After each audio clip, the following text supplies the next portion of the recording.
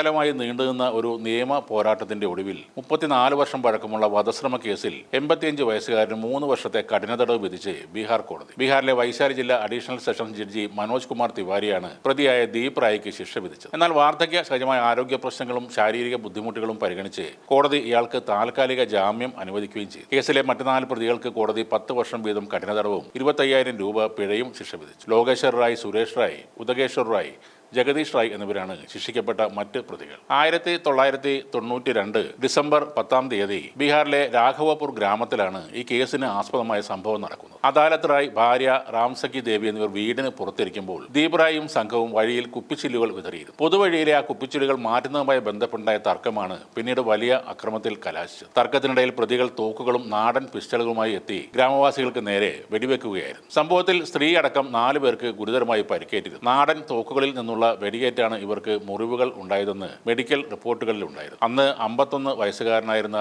ദീപ് റായിയാണ് വെടിവെക്കാൻ പ്രേരിപ്പിച്ചതെന്നും കോടതി കണ്ടെത്തിയിരുന്നു. ദീർഘകാലം നീണ്ടുപോയ വിചാരണക്കൊടുവിലാണ് ഇപ്പോൾ കോടതിയുടെ വിധി വന്നിരിക്കുന്നത്. കേസിന്റെ വിചാരണ നടക്കവേ പ്രതിപ്പട്ടികയിൽ ഉണ്ടായിരുന്ന 4 പേർ മരണപ്പെടുകയും ചെയ്തിരുന്നു. പ്രതിയായ ദീപ് റായിക്ക് ഇന്ന് 85 വയസ്സായിരിക്കുന്നു. ശാരീരികമായി അദ്ദേഹം തികച്ചും അശക്തനാണ്. ജയിലിലെ കഠിനമായ സാഹചര്യം അതിജീവിക്കാൻ അദ്ദേഹത്തിന് കഴിഞ്ഞെന്ന് വരില്ല. എങ്കിലും കുറ്റകൃത്യത്തിന് ശിക്ഷ നൽകേണ്ടത് അനിവാര്യമായതിനാൽ മാനുഷിക പരിഗണന മുൻനിർത്തിയാണ് കുറഞ്ഞ ശിക്ഷ വിധിക്കുന്നതെന്ന് ജഡ്ജി മനോജ് കുമാർ തിവാരി പറഞ്ഞിരുന്നു. ദീപ് റായിക്കും മറ്റുള്ളവർക്കുമെതിരെ 1993 കുറ്റപത്രം സമർപ്പിച്ചത്. വിചാരണയിൽ ഉണ്ടായ വലിയ താമസം കാരണം 2011 പ്രതികൾക്കെതിരെ ഔദ്യോഗികമായി കുറ്റം ചുമത്തിയത്. ലഹള ഉണ്ടാക്കൽ, നിയമവിരുദ്ധമായി സംഘം ചേരൽ, മാരകായുധങ്ങളുമായി ലഹള ഉണ്ടാക്കൽ, വധശ്രമം എന്നിവ പ്രകാരമാണ് കുറ്റങ്ങൾ ചുമത്തിയത്. ഈ കേസിന്റെ വിചാരണ നീണ്ടുപോയി തന്നെ പ്രതികൾക്കുള്ള ഒരു ശിക്ഷയായി മാറിയെന്നും അതുകൊണ്ട് പരമാവധി ശിക്ഷ നൽകുന്നത് ന്യായമല്ലെന്നും കോടതി നിരീക്ഷിക്കുകയും ചെയ്തു. 3 വർഷം മാത്രം തടവ് ശിക്ഷ ലഭിച്ചതിനും നിലവിൽ ജാമ്യത്തിലായതിനാലും ഉയർന്ന കോടതിയിൽ അപ്പീൽ നൽകാനായി ദീപ് റായിക്ക് താൽക്കാലിക ജാമ്യം അനുവദിക്കുകയായിരുന്നു. എന്നാൽ മറ്റ് പ്രതികൾക്ക് പരമാവധി ശിക്ഷയായ 10 വർഷം തടവ് തന്നെയാണ്